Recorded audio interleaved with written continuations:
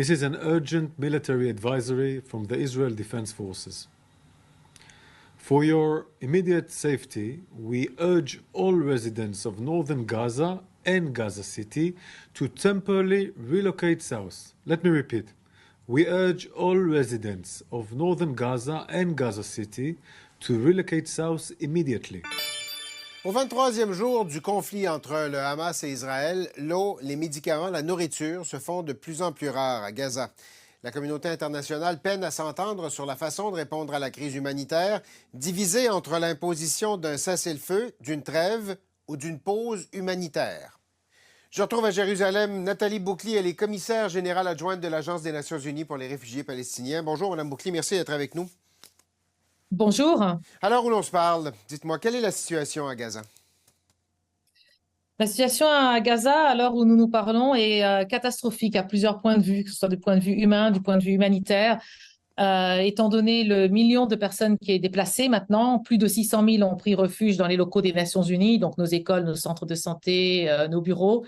Et nous nous acheminons très vite vers une catastrophe sanitaire aussi, Ouais. puisqu'il y a d'énormes problèmes d'eau, d'assainissement et puis aussi maintenant de vivre. Ouais. On a vu des camions entrer, on voit les images des camions rentrer. Je sais que ça arrive au compte-gouttes. Dites-moi, qu'est-ce qui rentre? Qu'est-ce qui manque? Alors, je pense que vous l'avez bien dit, ça arrive au compte-gouttes. Donc, on a environ 60-62 camions qui sont rentrés. C'est une goutte d'eau dans l'océan des besoins, comme on dit, parce qu'avant la guerre, il y avait jusqu'à 500 camions qui rentraient dans Gaza, dont entre 45 et 100 étaient des camions de carburant. Donc, ce qui rentre aujourd'hui, c'est tout sauf du carburant. Enfin, tout. Ce sont des vivres basiques, un peu de nourriture, des couvertures, des médicaments, de l'eau, mais c'est bien en deçà des besoins d'une population qui est maintenant déplacée. Bien sûr, c'est un soulagement, je ne vais pas dire le contraire, d'avoir des vivres qui sont rentrés. Mais nous plaidoyons pour un flux continu, prévisible et surtout bien au-delà d'une vingtaine de camions par jour qui rentrent sur Gaza et surtout avoir du carburant. Le carburant est absolument clé pour la continuation des opérations et la survie de la population. Mais on comprend que le carburant est nécessaire, entre autres, pour générer l'électricité pour les hôpitaux. Les préoccupations du gouvernement israélien, c'est que le carburant pourrait être utilisé par le Hamas. Qu'est-ce que vous dites à ça? Alors déjà, le carburant est nécessaire non seulement pour les hôpitaux, mais surtout aussi pour les usines de dessalement pour produire de l'eau potable qu'il n'a pas à Gaza, déjà. Et ensuite, pour la continuité de nos opérations, c'est-à-dire que nous avons 13 000 employés sur le terrain. Tous les jours, entre 2 000 et 5 000 rayonnent pour fournir une assistance humanitaire. Et on a besoin pour se déplacer de carburant, c'est évident.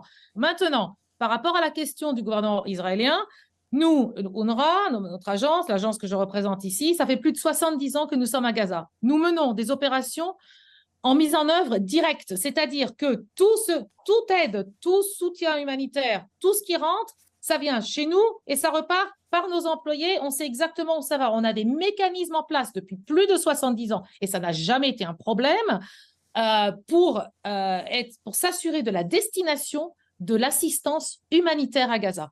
Donc, essentiellement, vous vous portez garant de la façon dont ce carburant-là sera utilisé.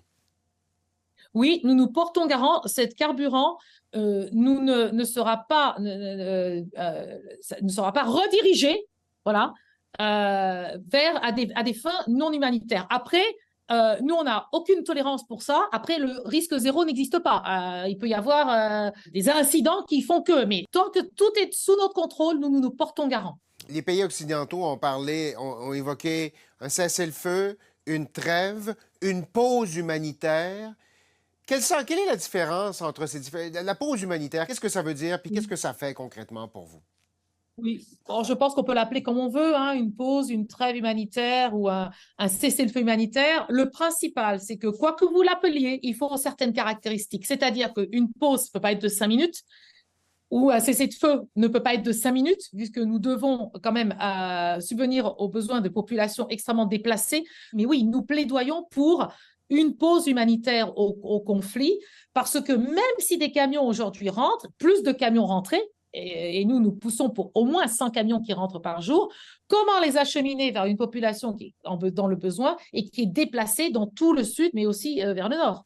Il semble y avoir énormément de réticence, de prudence de la part de la communauté internationale à défendre l'idée d'un cessez-le-feu. Pourquoi? Je ne sais pas. Je ne sais pas parce qu'en attendant, nous avons des images où des milliers et des milliers de personnes meurent. Nous, l'Agence des Nations Unies, la plus grosse agence humanitaire des Nations Unies là-bas à Gaza, nous avons perdu 57 collègues déjà sous les frappes. Donc, je ne comprends pas cette résistance. Comme je dis, il y aura sûrement, enfin, il y a des conditions à mettre, il y a des paramètres sur lesquels la communauté et les parties prenantes doivent se mettre d'accord. Mais c'est un impératif qu'il faut absolument mettre sur la table et avoir mis en œuvre très vite. Et quand vous entendez les pays occidentaux dire reconnaître à Israël le droit de se défendre contre la menace que représente le Hamas, vous dites quoi?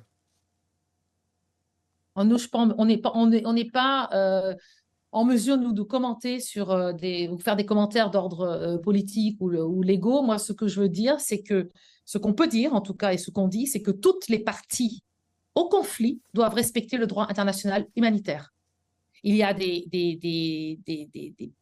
principes de base du droit international humanitaire, en particulier le respect des infrastructures civiles, le respect des civils et le respect en droit international pur des installations, des locaux, des bureaux des Nations Unies. C'est-à-dire que les personnes qui prennent refuge, tous ces 630 000 déplacés que nous avons dans nos locaux, qui prennent refuge sous le drapeau, la bannière bleue des Nations Unies, doivent être protégés, quelles que soient les circonstances. Si les choses ne changent pas, que va-t-il se passer?